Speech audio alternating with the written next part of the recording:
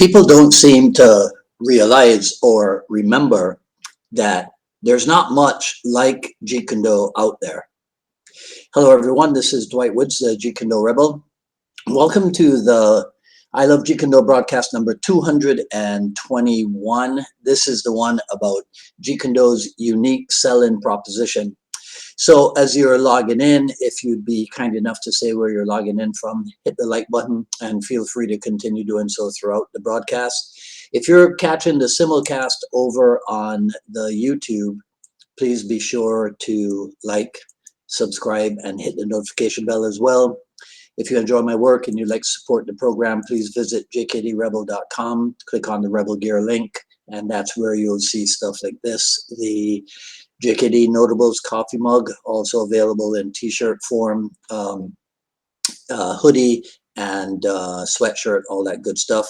But of course, the best thing you can do is to share this video and spread the word about the I Love Jeet Kune Do broadcast. I'm looking around because I'm trying to make sure that the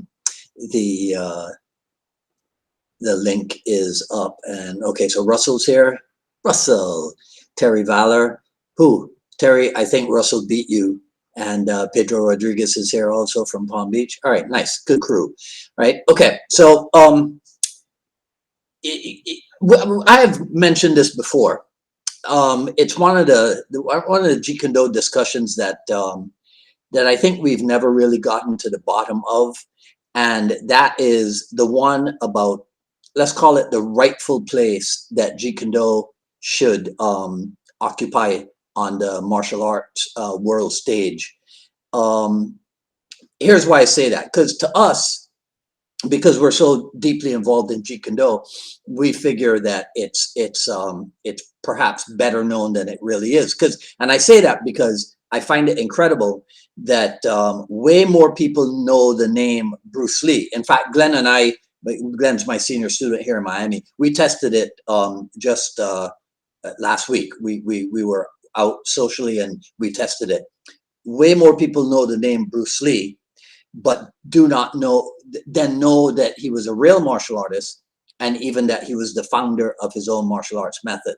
So to me, that is evidence that somewhere back in the past, something went really, really wrong. And I think that that something has contributed to what could be considered today the eventual watering down of Jeet Kune Do's status in the overall martial arts world.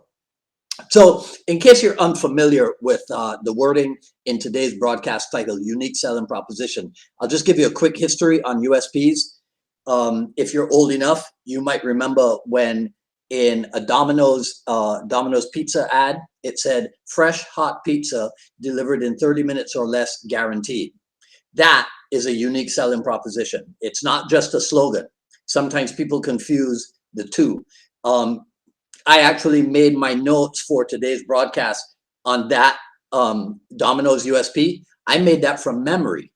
And I'm not somebody who has even ever had a slice of Domino's pizza, right? But I can remember it because it was that impactful a USP. So I'm going to tie all of that into Jeet Kune Do. But we got to go back first to the creation of Jeet Kune Do. So let's call it generally or widely accepted version is that after the fight with Wong Jack Man, Bruce Lee did his own kind of like post-fight review and determined that he was too winded and that his lack of long-range skills didn't help. And so that's what leads eventually to cut to later, and he's announcing to people that he's going to have his own system drawn up, and it will be drawn primarily from Wing Chun, boxing, and fencing. Now, even if you stop there, you could still promote Jeet Kune Do as something unique in the martial arts world, because up to that time, even though there were people who had combined arts into a new system as such, no one had done so using these three specific sources the way Bruce Lee did. So that was a unique flavor, a unique aspect to the creation of Jeet Kune Do. So based on that, you could promote Jeet Kune Do as something that resulted from Bruce Lee's constant search for let's call it any and everything which would help him to improve his martial arts skills, which is something spectacular because it is a perfect example of what a lot of people use to encourage the membership at their martial arts schools. It's the CANI, constant and never-ending improvement. So we have Bruce Lee as an example of constant and never-ending improvement. Now, I don't know what Bruce Lee studied in order to start putting his stuff together. And I don't mean his martial arts stuff. What I mean is the things that accompanied his martial arts stuff. So for example, we know that Bruce Lee lectured at Garfield High School in Seattle, right? Went on Chinese philosophy. Bruce Lee wrote a book.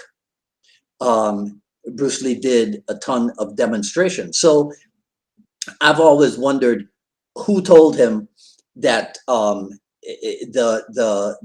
trappings of authority involve being an author, being a speaker, being a presenter, right? A stage presenter. Those things go to make you, and he did TV stuff too up there in Seattle.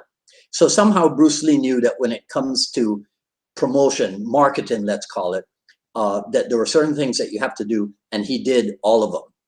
Now, I know that very few people think of Bruce Lee when it comes to the business of martial arts.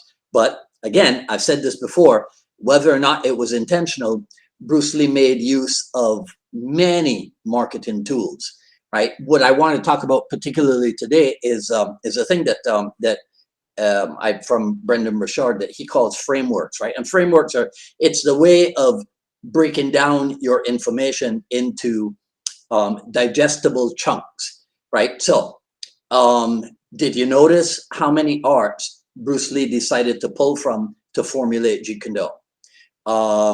Have you ever seen how many sessions make up the Bruce Lee private lesson, the private lesson plan? How many methods of attack in his system? How many stages of cultivation in a technique, right? So in all of the above, there are specific numbers for these things. 3 arts, 10 sessions, 5 methods, 3 stages, and on and on. So,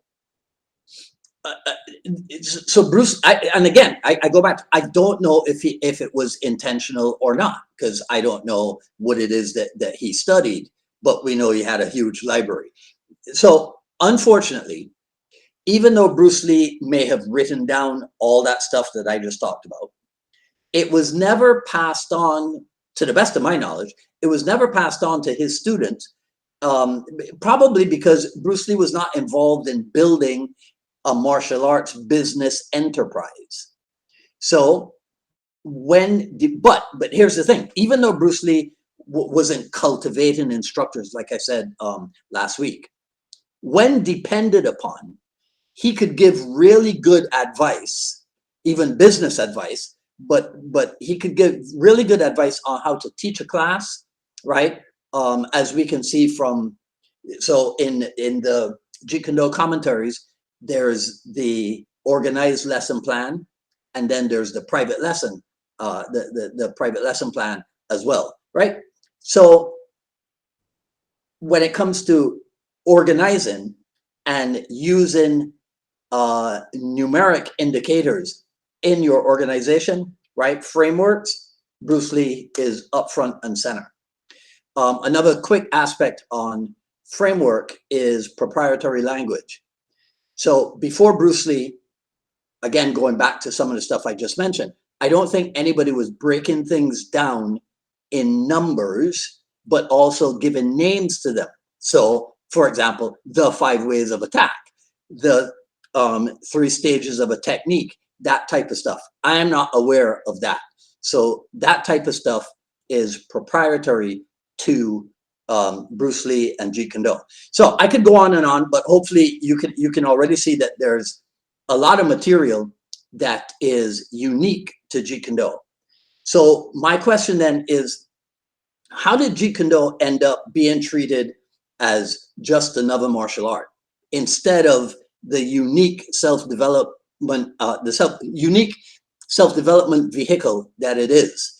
How come in some martial arts schools it's not even listed, even though it's supposed to be a Jeet Kune Do school? Or how come sometimes Jeet Kune Do is shown as one of the arts taught at a particular martial arts school instead of being the art, right? I say this, I think a lot of that happened because Jeet Kune Do is not actually taught as having a unique place in the history of martial art.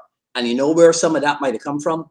The whole don't fuss over it mentality, which, like I've said before, I think a lot of people misinterpret the meaning behind that statement, right?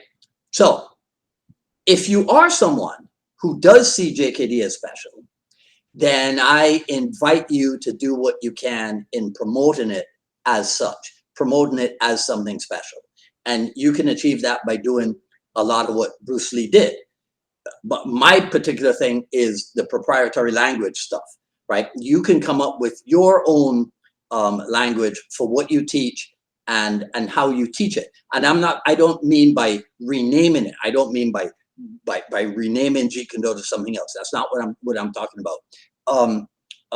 But definitely crafting language to clearly illustrate what you teach or train. So I wanted to do something a little bit different today, and to try to make sure that that you guys actually do listen to the broadcast. So I'm going to put this up, and I'm going to try to put myself out of the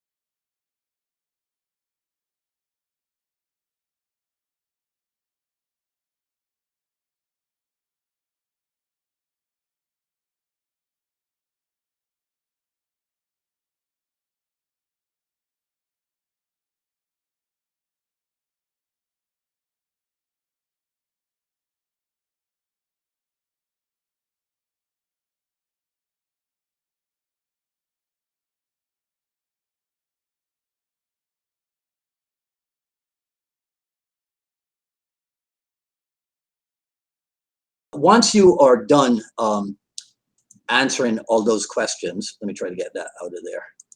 Okay, so once you're done, send me the email or answer here in the comment section if you can. It's probably easier to just do it as an email, I think. Right? I don't know. But I invite you to discuss this kind of thing with me. I'm doing in 2 weeks. I'm doing a Zoom seminar. So it'll be Wednesday, the April 13th, I think it is, and we'll do it right after the I Love Jeet Kune Do broadcast. So probably like at 6:30 or something like that.